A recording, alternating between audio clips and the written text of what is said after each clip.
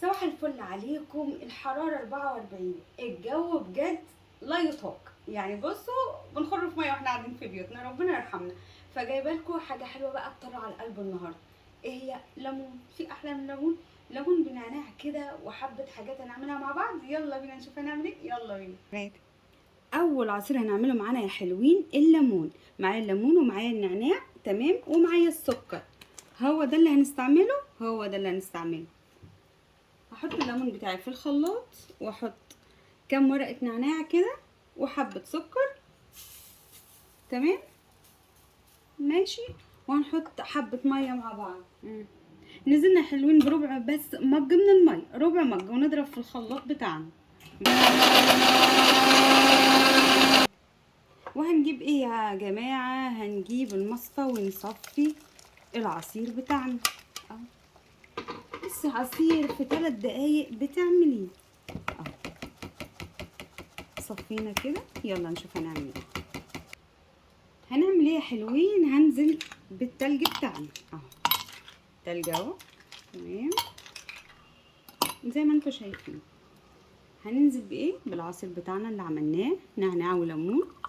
شايفين الشكل اهو.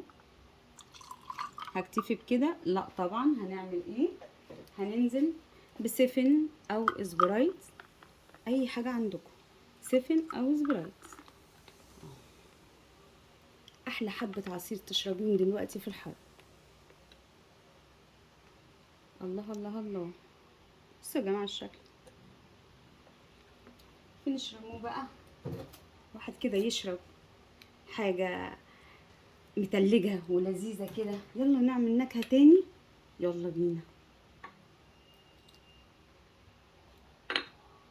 ممكن نحط كمان شريحه ليمون من جوه وواحده نعناع كده لو حابين، تمام.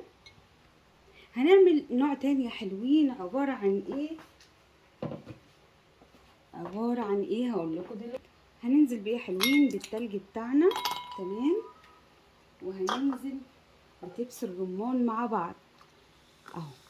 حبه تبس الرمان مع بعض، تمام. هنزل بايه؟ ورقتين من النعناع اهو. في كذا طريقه، وشريحه من الليمون ممكن تعمليها اكتر من طريقه. وهننزل بالسفن بتاعنا.